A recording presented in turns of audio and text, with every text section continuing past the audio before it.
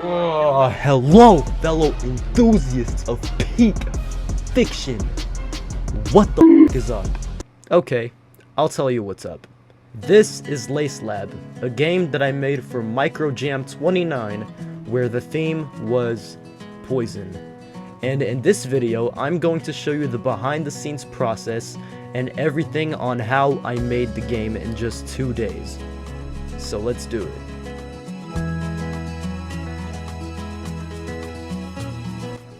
So, to make this game, I used my engine of choice, GDevelop, which, if I'm being honest, is the only engine I use to make games right now. And I didn't really have a plan for it, I just kind of, sort of, made it as I went on. And in my head, I was thinking I kind of wanted to be a speedrun platformer type thing, but also with some puzzles that the player has to figure out and use their head for.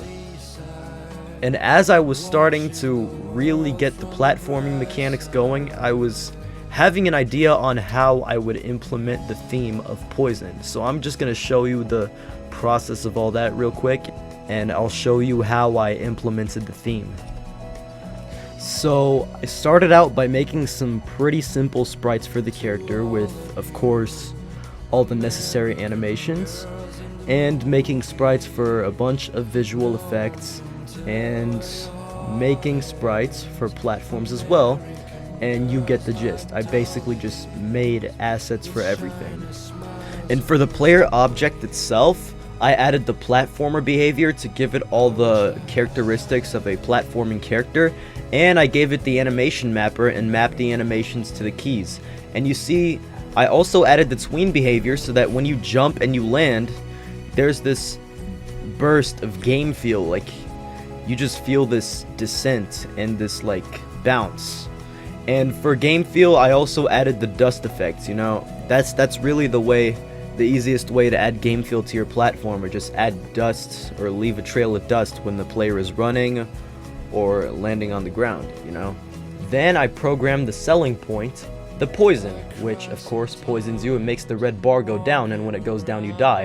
And this vine, which can be burned with the poison, this green stuff that takes away poison, and this blue orb that lets you make an extra jump, which is, you know, something that adds to the platforming. And the spikes just straight up kill you. And I also made this door that can only be opened when it detects that you don't have poison in you, which creates also like a sort of need to avoid the poison in certain levels, or just get to the green puddle in time and just open the door to get to the portal and finish the level. Yeah, it sounds really weird and babbled, but it makes sense when I really put it together in the level design, you'll see. To really put these mechanics into perspective, let's take a look at level 4. In here, you have to use the double jump orbs to get all the way to the portal and beat the level. Now, let's also take a look at level 6, where you have to avoid the spikes, go up, go into the poison, destroy the vine, then go back down, and get to the green to take away the poison, then jump over the poison puddle and try not to fall in it, and then open the door to get to the portal. Yeah, really complex, but it makes more sense when you actually play the game.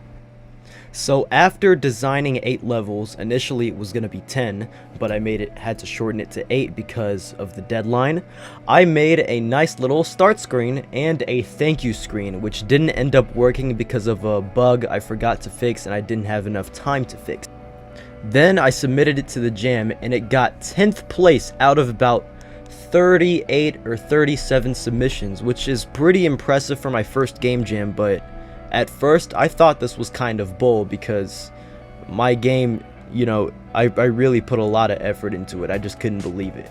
But then I ended up realizing that there was a prerequisite theme that I forgot to follow, so there was 2 themes. So that makes it more impressive because I straight up missed a theme and I still got 10th place in my first game jam. So I'm still kind of proud of that. And yeah, that is how I made Lace Lab. So if you enjoyed the video, please be sure to smash that like button, subscribe, and comment what you think, you know, of this game or of this video, or whatever you think of whatever I was just telling you. And if you want to play the game for yourself, I will of course leave the itch link in the description and the overall link to my itch page in general. But with that said, have a nice day, ladies and gentlemen, and I'm out.